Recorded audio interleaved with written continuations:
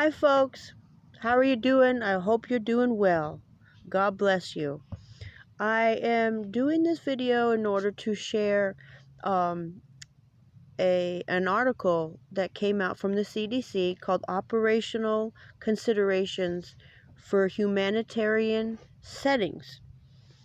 And this came out in July 26th of 2020, I believe.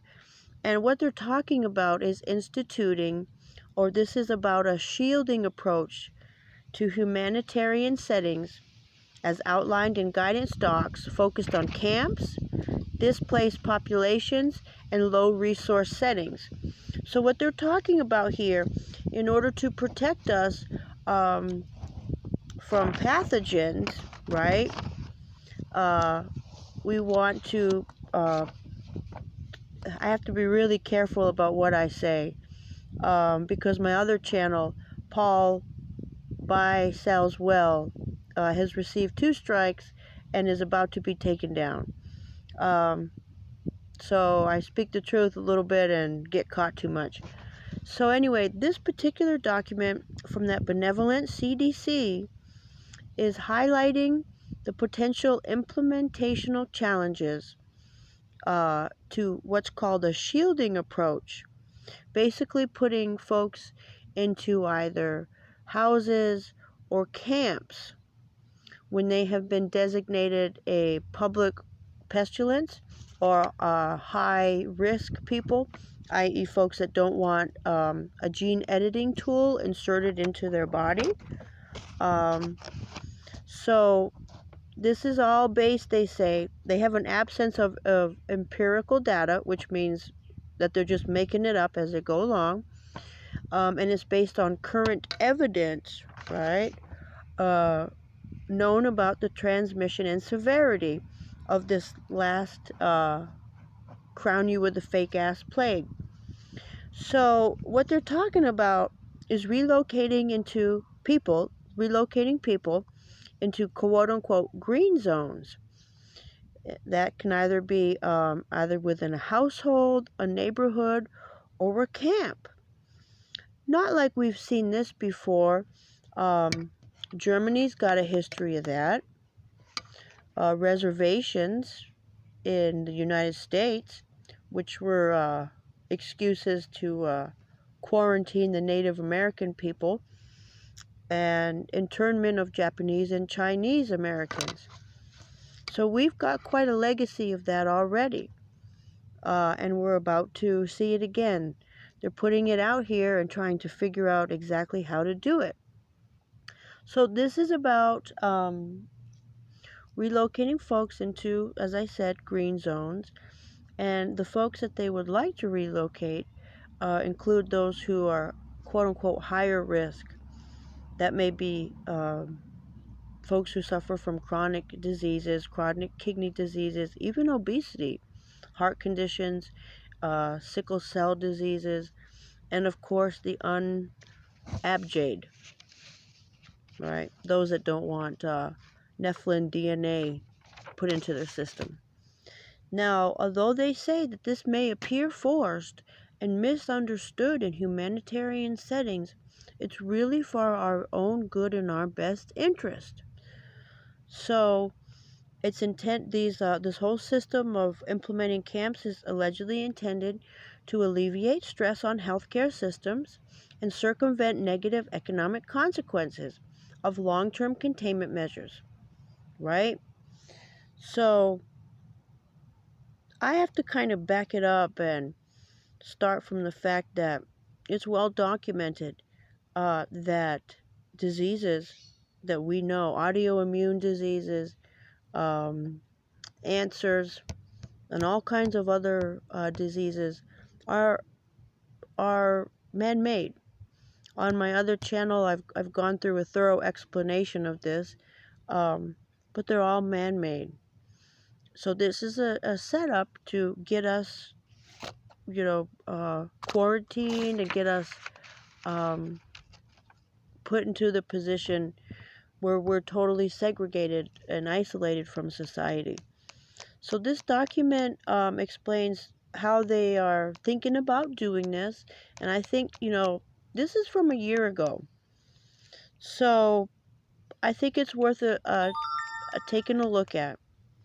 Um, I'm going to do a follow-up video too and kind of reintroduce myself on this channel. I'm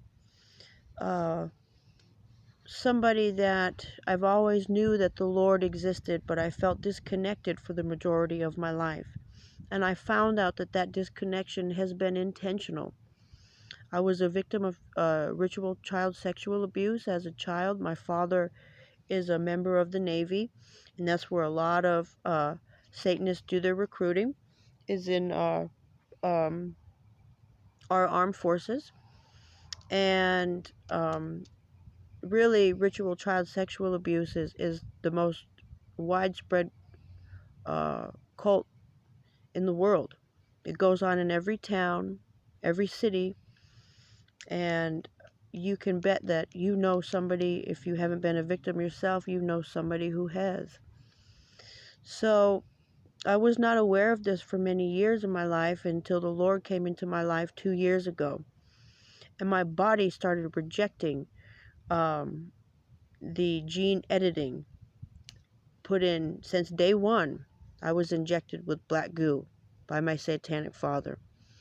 I'm now a targeted individual, and I'm homeless. I'm in a shelter, and that has been by design anyway. Interestingly enough, there's a few websites that describes Morgellons. Morgellons is a misnamed. It's Morgellons actually is a reaction or rejection of genetic engineering. And when I began experiencing that, my body spit out tons of bio biofilaments, which are receptive to EMF. So every folks, we have to realize that everybody has been seeded in one way or another. If you're living in society, it's touched you. There are the vectors that it's done not only includes direct injection, but it also includes let's see, through the food, through the air, aerosol, hydrogel. That's done a lot under covertly under cover of wildfires or cover of fire. We see New York right now covered in smoke, and California's been burning. So I kind of want to do a little more thorough explanation, but I'm going to just kind of get it rolling and put it out there.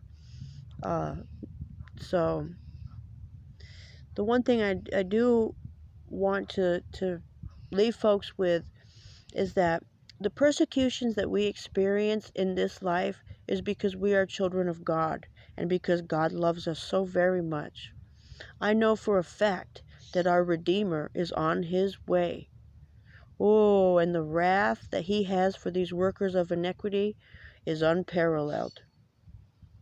So their reward will be great, and their reward will be an eternal place in the pit of fire, and the brimstone's very hot.